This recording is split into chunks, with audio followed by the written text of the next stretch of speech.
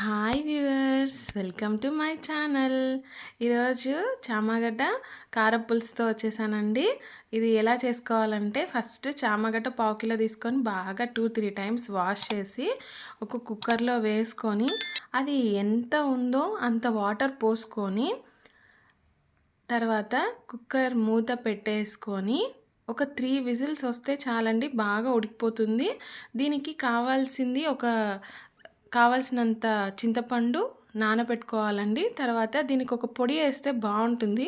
దానికి కావాల్సింది ఇట్లా అన్నీ నేను 1.5 స్పూన్తో తీసుకున్నా అండి. ఇవన్నీ ఇట్లా ఒక డ్రై ప్యాన్లో, అంటే ఆయిల్ వేయకుండా డ్రై ప్యాన్లో మనం వేయించుకోవాలండి. మినప్పప్పు, శనగపప్పు, ధనియాలు, ఎండుమిరపకాయలు అన్నీ వేసుకొని ఇట్లా వెల్లుల్లిపాయి ఇలా దంచుకుంటే టేస్ట్ బాగా దిగుతుంది. సో కొంచెం కచామిచాగా దంచుకోవాలి. ఒక ప్యాన్ పెట్టుకొని ప్యాన్లో ఆయిల్ వేసుకొని ఆయిల్ హీట్ అయ్యాక ఆవాలు చిటపట అన్నాక కొంచెం మినపప్పు, కొంచెం శనగపప్పు, కొంచెం ఇంగువ.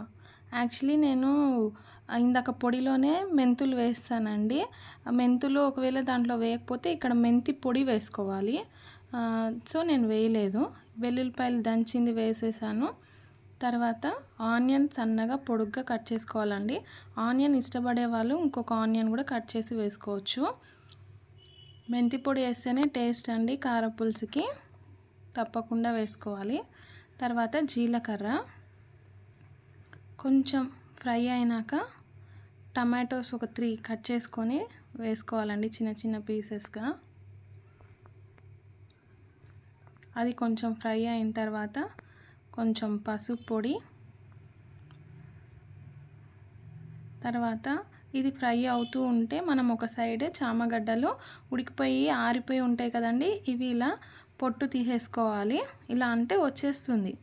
అలా అన్నీ తీసేసుకున్నాక ఇలా కట్ చేసుకోవాలండి. కట్ చేసుకున్నాక ఇది పక్క ఫ్రై అవుతా ఉంది కదా, ఆ ఫ్రైలోనే ఈ చామగడ్డ వేసేసుకోవాలి. యాక్చువల్లీ ఇట్లా వేసుకొని కొంచెం ఫ్రై చేయాలి. అప్పుడు జిగురు కొంచెం తగ్గుతుంది. ఫ్రై అవ్వడం వల్ల కొంచెం జిగురుతనం తగ్గుతుంది. అప్పుడు కొంచెం ఈ జిగురు కొంతమందికి ఇష్టం ఉండదు, ఇష్టం లేని వాళ్ళు కూడా తింటారు.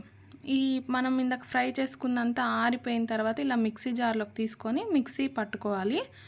ఇది బాగా కొంచెం ఫ్రై అయిపోయిన తర్వాత చింతపండు నీళ్ళు ఫస్ట్ పోసుకోవాలండి. బాగా ఒక 2 టైమ్స్ కలిపేసుకొని తర్వాత మేము కొంచెం బెల్లం కూడా వేసుకుంటామండి, టేస్ట్ వస్తుంది. ఒక 1 ఇంచ్ ఉండేలాగా బెల్లం తీసుకొని దాన్ని కచామిచాగా కొట్టుకునేసి వేసేసుకోవాలండి. పులుసుకి తగినంత ఉప్పు వేసుకోవాలండి. బాగా తిక్కుగా ఉంది కదా, ఇంకొక గ్లాస్ వాటర్ పోసుకుంటే సరిపోతుందండి. మనము మిక్సీ వేసుకున్న పొడిని వేసేసుకొని, ఇది చాలా టేస్ట్ వస్తుందండి. పొడి వేసుకుంటేనే థిక్నెస్ వస్తుంది, టేస్ట్ వస్తుంది. బాగా వేసుకొని కలుపుకోవాలి. యాక్చువల్లీ నేను దీంట్లో మిరపకాయలు అన్నీ వేసాను కాబట్టి ఎండుమిరపకాయలు మనకు కారం అవసరం లేదు. ఒకవేళ కారం లేదు అనుకున్న వాళ్ళు ఇంకొంచెం కారం వేసుకొని బాగా కలుపుకొని, ఇది బాగా ఉడికినాక సన్నగా కట్ చేసుకున్న కొత్తిమీర వేసేసుకొని కలుపుకుంటే ఎంతో టేస్టీ అయినా మన చామగడ్డ పులుసు రెడీ అయిపోయిందండి. అందరూ ఇది ట్రై చేసి చూడండి, ఎలా ఉందో నాకు కామెంట్లో కామెంట్ చేయండి. ప్లీజ్ నా ఛానల్ సబ్స్క్రైబ్ చేసుకొని వాళ్ళు చేసుకోండి, లైక్ చేయండి, ఒక చిన్న షేర్ చేయండి, ఎంతో హ్యాపీగా ఫీల్ అవుతా. Thank you for watching.